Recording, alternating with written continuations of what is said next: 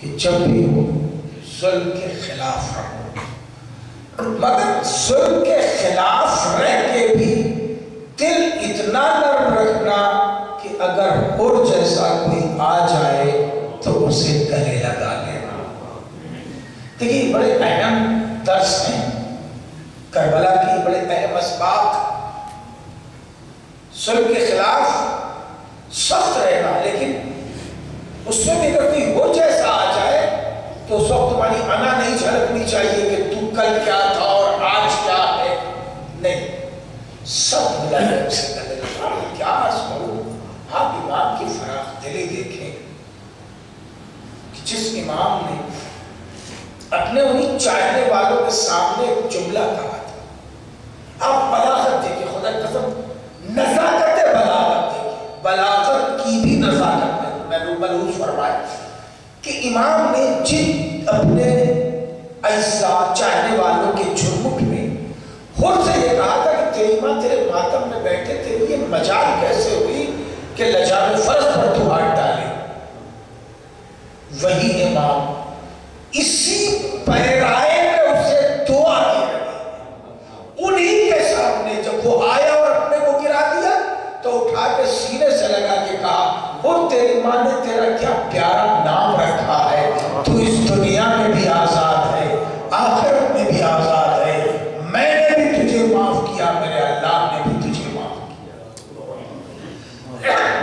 نزاکت بلاغت ہے کہ اسی لہجے میں جس طرح کہا تھا تیری ماں تیرے ماتم میں بیٹھے، اسی طرح کہا تیری ماں نے تیرا کیا پیارا نام رکھا، اور کیا تو ظلم کے خلاف سخت رہنا، لیکن اگر کوئی اور بن کے آ جائے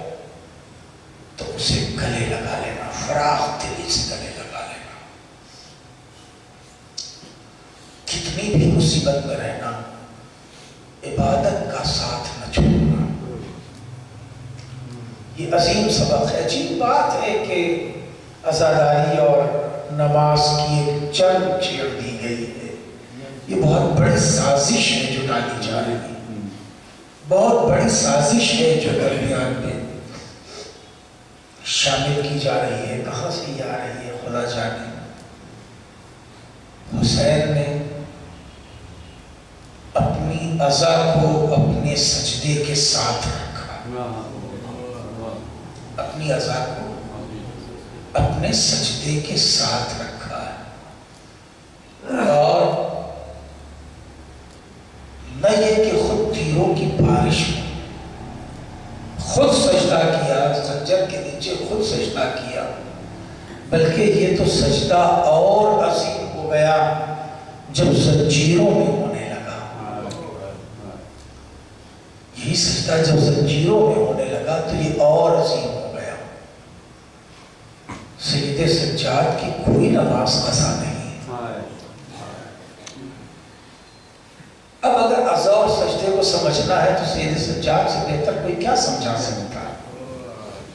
کہ نہ امام کی کوئی نماز چھوٹ رہی ہے، نہ بابا کا غم چھوٹ رہا، تو یہ ایک سازش ہے، اس سے ہمیں بچنا ہوگا۔ پیغام کے طور پر آخری لفظوں میں گزارش کروں گا کہ بہت سی سازشیں ہیں کہ جو ہمارے درمیان ڈالی جا رہی ہیں،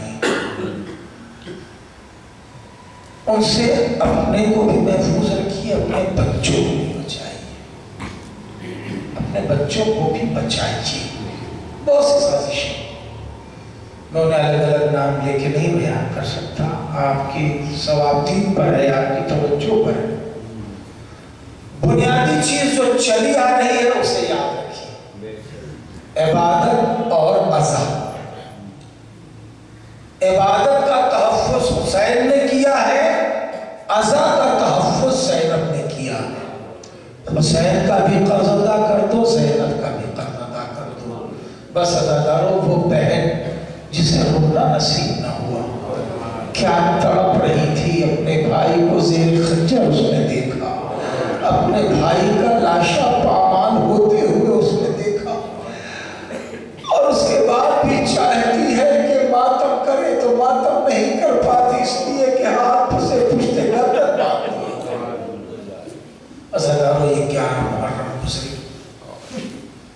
لٹے ہوئے قافلے کو، جلے ہوئے خیمے سے نکلے ہوئے بے یار و مددگار مولانا محمد باقر صاحب نے لکھا، صاحب اصلاح جی مولانا محمد باقر صاحب کے بھائی کراچی میں ہی رہتے ہیں، جو میرے ذہن میں نام نہیں آ رہا، ہندوستان کی بڑی چیز عالم شخصیت اور عالم گھرانہ مولانا محمد باقر صاحب نے لکھا، ہاں رضی جعفر صاحب کے بڑے بھائی تھے، مولانا رضی جعفر صاحب کے چھوٹے بھائی، سب سے چھوٹے رضی جعفر صاحب کے بڑے بھائی، ان کے والد مولانا علی حیدر صاحب، ان کے والد مولانا علی اظہر صاحب، 400 سے زیادہ کتابیں انہوں نے لکھی اور 150 سال تک قدیم ہندوستان کے مناظرے کی جنگ اکیلے اصلاح نے سنبھالی، بغیر لکھنؤ اور بغیر وائزین کی مدد کے، بڑا کارنامہ ہے۔ مولانا باقر صاحب نے لکھا کہ جس وقت خیموں میں آگ لگی ہے رونے کے لیے بہت کافی ہو جائے، جس وقت خیموں میں آگ لگی ہے اس وقت خیمے سے تقریباً 40 بچے باہر آئے تھے، خیام حسینی سے تقریباً 40 بچے باہر آئے تھے جب خیموں میں آگ لگی ہے، مگر مدینے صرف ایک بچہ پہنچا جسے امام محمد باقر کہتے ہیں، صرف ایک بچہ مدینے پہنچا جسے امام محمد باقر کہتے ہیں۔ کچھ بچے شام غریبہ میں گھوڑوں کی ٹاپوں سے کچل کے مر گئے، کچھ بچے برہنہ ناقوں پر سواری کرتے کرتے گرتے رہے اور مرتے رہے، ایک بچی ہے جو شام میں رہی، ایک محمد باقر۔ خدا آپ کو محمد نر اللہ سوائے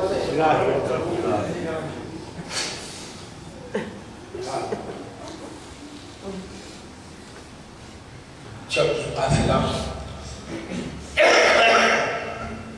کربلا سے کوچ کرنے لگا، علی کی شیر دل بیٹی نے ہر ایک کی ٹھارس بکھائی، بھابی لیلہ گھبرانا نہیں زینب ہے، بھابی رباب غم نہ کرنا زینب ہے،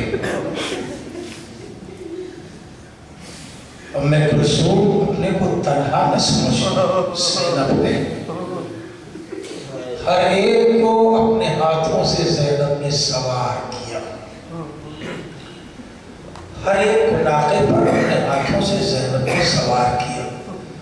میں عزاداروں پڑھ رہا ہوں، آپ لفظ سن رہے ہیں، کاش کبھی کسی ایسے قریبی تجربے سے آپ گزرتے تو محسوس کرتے کہ زینب کی ذمہ داری کا ثبوت دے رہی، زینب کتنی بڑی ہمت اور ڈھارس بندی ہوئی ہے، ہر ایک کو سوار کرانے کے بعد زینب فضہ کے پاس آوازی، اماں فضہ چلیے آپ کو بھی سوار کرانے کا، شہزادی کہیں کنیزوں کو بھی شہزادیاں سوار کراتی ہیں، یہ آپ کیا کہیں گا؟ اماں آج تو میں ہی سوار کروں، کیونکہ زینب جانتی ہے کہ یہ بوڑھی کنیز خود سے سوار نہ ہو پائے، صرف تازیہ میں کھائے گی، لہٰذا جناب زینب نے، علی کی شیر دل بیٹی نے جناب فضہ کو سوار کیا۔ اس کے بعد آئی سید سجاد کے پاس، سید سجاد چلو میرے لال میں تجھے بھی سوار کرا دوں گا، بھولی اماں نہیں، میں ہمت کرتا ہوں میں آپ کو سوار کرا دوں گا، نہیں تو مجھے سوار نہ کرا پاؤ گے، ایک تو زنجیریں پڑی ہوئی ہیں، دوسرے تم سے اٹھا بیٹھنا نہیں چاہتا، کرے بھولی اماں اچھا ایک کام کیجئے، آپ میری پشت کا سہارا لے کے سوار ہو جائیں، آپ میری پشت کا سہارا لے کے سوار ہو جائیے۔ امام تھا، بیٹا تھا، اس لیے بات رکھنے کے لیے بھوبی نے ذرا سا سہارا لیا اور سید سجاد کی کمر جھکے گا، میرے لال میں ہی کا تجھے پشت پہ اٹھا کے لائی تھی، میں ہی تجھے آج سوار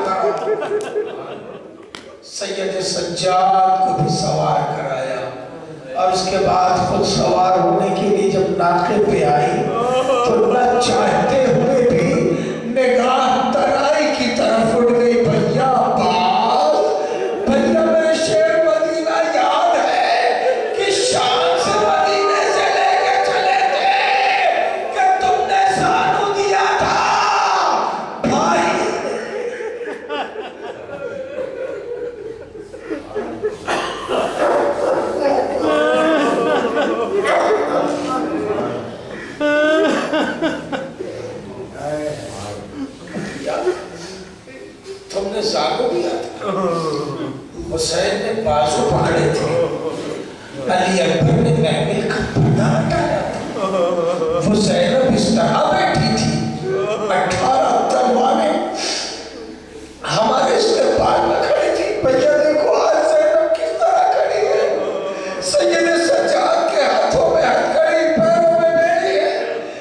تمہاری بہنیں بے مطلب جانور ہے، زینب کو آج کوئی سوال کرانے والا ہے.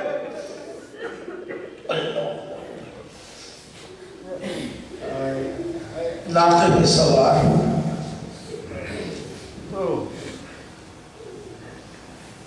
سنتے رہو گے انشاءاللہ. زینب اپنے وجود میں ایک معجزہ،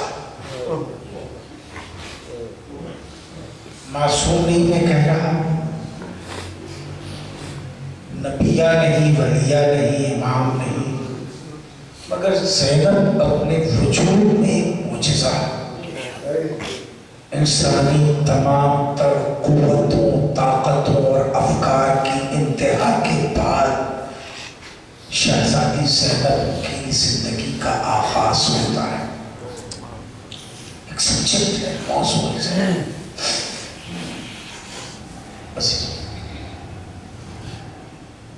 حسین نے جناب زینب کے حوالے پورا قافلہ کیا تھا. کیسی ماہر نفسیات تھی زینب، ہر ایک کے غم کی گہرائیوں کا اندازہ تھا. لفظ پہنچنے، ہر ایک کے غم کی گہرائیوں کا اندازہ تھا. جانتی تھی کہ لیلا کو کیسے جلایا جا سکتا ہے،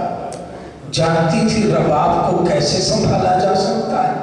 جانتی تھی فروا کا کیسے غم غلط کیا جا سکتا ہے، جانتی تھی سید سجاد کو کیسے دلاسا دیا جا سکتا ہے. ماہر نفسیات تھی زینب. اسی لئے امام نے فرمایا میری پھوپھی عالمہ غیر معلمہ تھی، اس لیے کہ پڑھا کے اتنی چیزیں نہیں آ سکتی. پڑھا کے معلومات کا جمع ہونا ایک حد میں ہوتا ہے. امام نے فرمایا میری پھوپھی عالمہ غیر معلمہ تھی. کتنا علم رکھتی تھی، کتنا جانتی تھی. یہ آخری جملے سن لیں. سیدھے سجاد ناقے پہ سوار، جناب زینب ناقے پہ سوار. اب یہ ناقہ لے جایا جا رہا ہے کربلا سے. یہ 2-3 فقرے گفتگو تمام کر دی میں. لے جایا جا رہا ہے کہ اچانک شیخ نے آواز دی، ارے ناقہ لے جانے والوں کدھر سے لے جا رہے ہو، اسے گنج شہیداں سے لے کے چلو. اذیت اور غم کا کوئی عنصر چھوٹنے نہ پائے. کیسے گنج شہیداں سے لے کے چلو، اس طرف سے لے کے چلو جہاں ان کے وارثوں کے لاشیں بے گوروں کفن پڑے ہوئے ہیں. اس لیے کہ انہوں نے اپنے لاشیں تو اٹھا لیے، یہ دیکھے تو صحیح کہ ان کے لاشیں بے گوروں کفن ہے. ارے جب ادھر گنج شہیداں سے گزارا گیا، ہر بیوی نے اپنے کو ناقے سے گرایا. سید سجاد گرے، تڑپتے ہوئے بابا کی طرف بڑھے، درمیان میں زینب آ گئی. سید سجاد میرے لال اپنے کو سنبھالو. کہا پھوپھی اماں میرے بابا کا لاشا بے گورو کفن بابا نے سنے اسما کیا ہوا پڑا ہے. میں اپنے بابا کا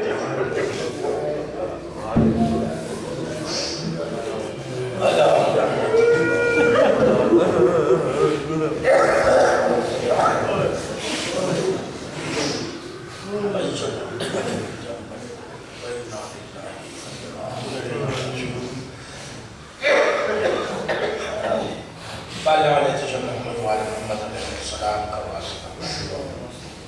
اس مجلس ازار کو قبول فرمائے.